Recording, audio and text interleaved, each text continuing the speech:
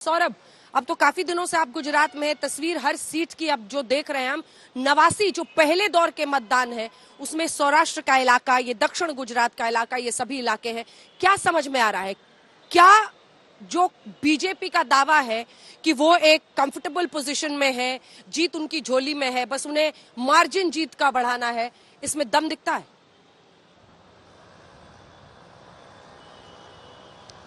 जी देखिए, शुरुआती तौर पे अंजना ये दम दिख रहा था, लेकिन जैसे जैसे धीरे धीरे कैंपेन आगे बढ़ा तो हमें बीजेपी के अंदर भी कई सारे मतभेद देखने को मिले। अंजना, ये पहली बार ऐसा हुआ है जब कैसी इतनी सारी सीट्स थी, जब बीजेपी उन सीटों पर कैंडिडेट्स को डिक्लेयर करती है, उसके बाद वो नाम पीछे लेने पड़ते हैं। ऐसा भी हुआ है जब किसी लीडर को टिकट नहीं मिली है तो उनके कार्यकर्ताओं ने जाके कमलम, जो गांधीनगर में इनका हेड ऑफिस है, वहां पे जाके प्रोटेस्ट किया है। तो ये हमें पहले कभी नहीं दिखा था, क्योंकि एक डिसिप्लिन पार्टी है बीजेपी, और यहाँ पर हमें इस तरीके की चीजें नहीं दिखती। लेकिन टिकट डिस्ट्रीब्यूशन में कहीं ना कहीं हमें ये प्रॉब्लम बीजेपी में देखने को मिला है।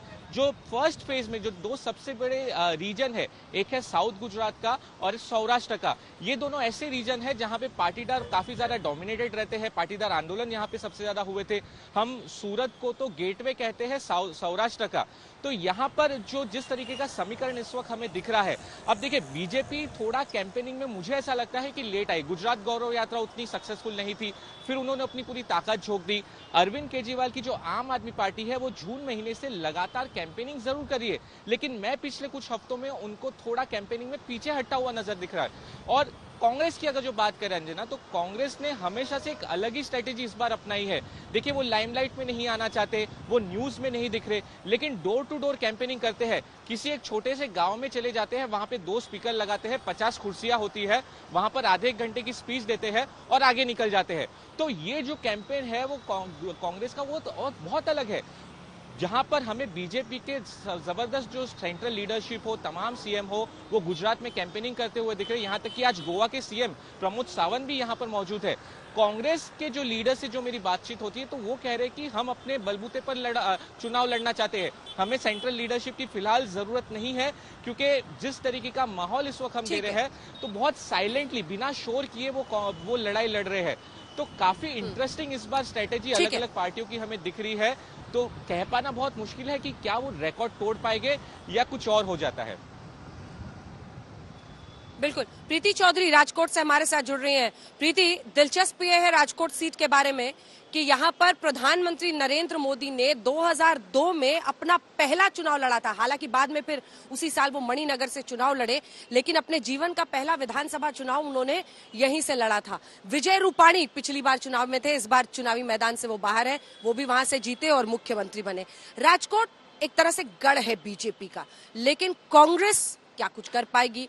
आम आदमी पार्टी क्या एक फैक्टर बन पाएगा? और आज आखिरी दिन, क्या वो आप चहल पहल देख रहे हो? क्योंकि कुछ इलाके हैं गुजरात में जिसमें पिछली बार की तरह इस बार चुनावी प्रचार या शोर नहीं दिख रहा है, लेकिन आज राजकोट सुबह सवेरे क्या दिख रहा है और बीती शाम क्या था? अंजना, आपने सही कहा। प्रधानमंत्री ने 2001 में यहाँ से पहला बाई इलेक्शन लड़ा था। 2002 में काफी बड़े बहुमत से प्रधानमंत्री, जो तब तो ऑफ कोर्स चीफ मिनिस्टर थे, नरेंद्र मोदी, तो 2002 में यहीं से आए थे। बिल्कुल सही पकड़ा आपने, गढ़ रहा है। और अगर आप देखें सौराष्ट्र में, क्योंकि सौराष्ट्र में एक बहुत यूनिक बात है अंजना, क्योंकि ये जो 48 सीट्स हैं सौराष्ट्र की, जैसे जैसे भाजपा, जैसे जैसे नरेंद्र मोदी जी का ग्राफ ऊपर बढ़ा है, भाजपा का ग्राफ सौराष्ट्र में नीचे गिरा है। पर राजकोट, आपने सही पकड़ा, एक बिल्कुल गढ़ था बीजेपी का। 2017 की हम बात करें, 4 सीटें हैं राजकोट की, चारों की चारों भारतीय जनता पार्टी को गई थी। इस बार इसमें कैसा थोड़ा समीकरण बदला है? अगर हम देखें, एक सीट है राजकोट ईस्ट की, उससे खड़े हैं इंद्रनील राजेगुरु। कौन है इंद्रनील राजेगुरु?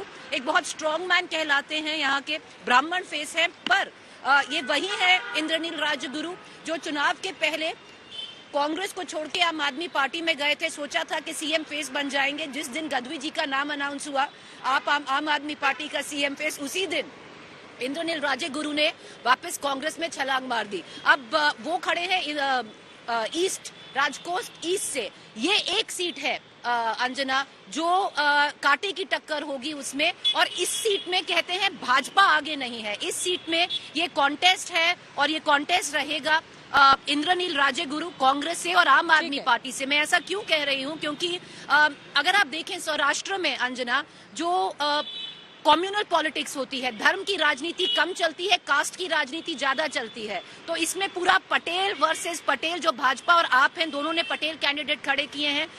एक चीज मैं बस बताना चाहूंगी अंजना, देर रात तक इंद्रनील राजगुरु ने क्या किया, यहाँ पर राजकोट में बहुत सारी छोटी छोटी सभाएं करी, मुस्लिम इलाके में गए, वहां पर जहां पर बहुल 1 लाख से ज्यादा है, और सिर्फ एक बात दोहराई है, ये सिर्फ हर कांग्रेस लीडर दोहरा रहा है और कह रहा है अपना वोट मत बटने दीजिए, आम आदमी पार्टी को वोट मत कीजिए, आपको एकजुट कांग्रेस को वोट देना है। तो एक थोड़ा डर है कि शायद वोट बट जाए।